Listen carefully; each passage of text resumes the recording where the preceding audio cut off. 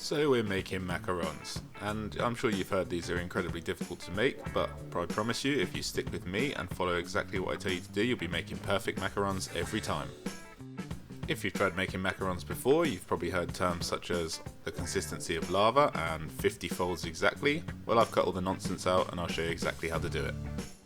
So let's begin by just moving our egg whites and caster sugar to one side for a minute, and we're going to begin by just mixing together our almond flour and icing sugar.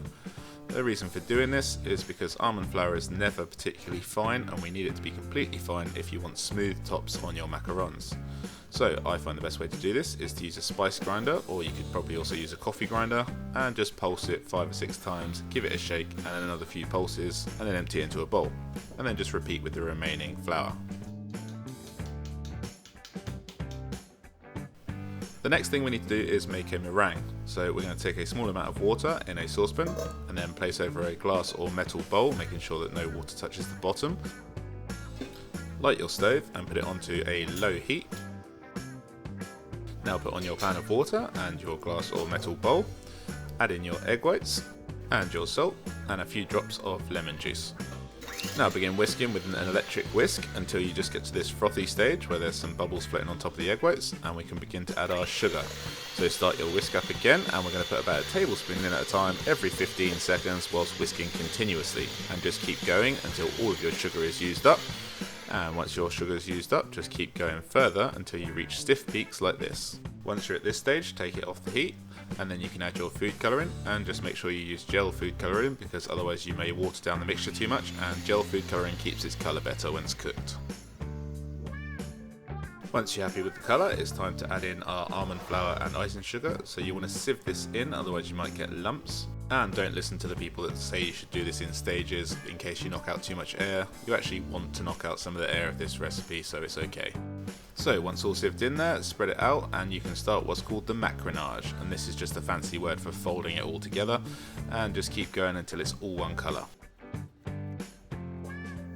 Now on to the next important step. We want to find that consistency that runs without breaking. So once you've mixed it all to one colour, just try and do a figure of 8 with it, and if it breaks like this you need to carry on folding. So give it another 5 folds or so, try again, and you can see here I'm nearly at the stage where I can get a good figure of 8, but it does break just at the end here.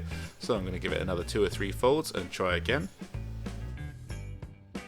And now we're at that consistency that people refer to as lava. However, I'm guessing much like me, you've never handled lava, so wouldn't know what that's like.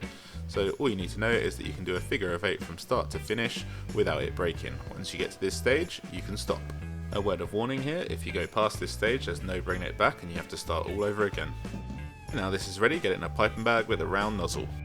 And I'm going to use a silicone mat here to cook mine on, as I find it's the most consistent results, but you can also use baking paper. So pipe these into about 2.5 centimetre rounds and just slowly pull up the piping tip to make sure those tails don't fall off to the side, and make sure you leave at least 2 centimetres between each macaron because it will spread out. Next up, we're just going to do something called wrapping, and this is just where you drop your baking sheet heavily against the side so that any excess air pockets come out now, and it will also smooth out any peaks from where you piped your macarons. Now we just need to wait until a skin forms over them, and this can take anywhere between 30 minutes and 3 hours, but don't cook them until you have a firm skin that you can run your finger over. But once you're at that stage, you can put them in the oven. Now I would suggest cooking one batch first just to see how they come out, as every oven's different. I'll put a bit of a troubleshooting guide in the description for you. Anyway, if cooked correctly, they should be firm, developed feet, and be nice and shiny on the bottoms like this.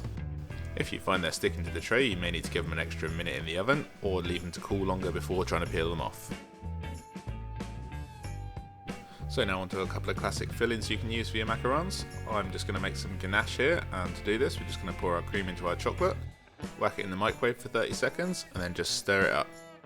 You could also just boil your cream on the hob and then pour it over your chocolate to get the same effect. And as you can see here, I made a second batch of orange macarons, which I'm going to fill with the chocolate filling.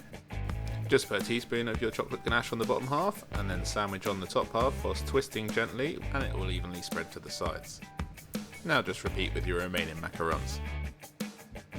The second filling we're going to make is a classic buttercream, so we'll start with some softened butter, vanilla extract and some icing sugar. Stir with a wooden spoon first, otherwise you're going to throw icing sugar everywhere. Switch to your electric whisk and just beat until light and fluffy. Put it into a piping bag and pipe onto your macarons, and sandwich the same as you did before. Another filling you could use for these is jam, and either store-bought or homemade works well. Now optionally you can finish these with a bit of chocolate, although completely unnecessary, but I like the way it looks. So I'll start by making a cornet or small piping bag out of a piece of baking paper. I'll fill this one with dark chocolate for the orange macarons. And it's always a good idea to check your flow before you start piping onto the macarons to make sure you've got no broken lines. Anyway, once you're happy, just run it over the macarons and leave to set, and then you're finished. If you've got any other further questions, make sure you drop me a comment and I'll answer them as soon as I can. If not, then like, subscribe, and I'll see you next week.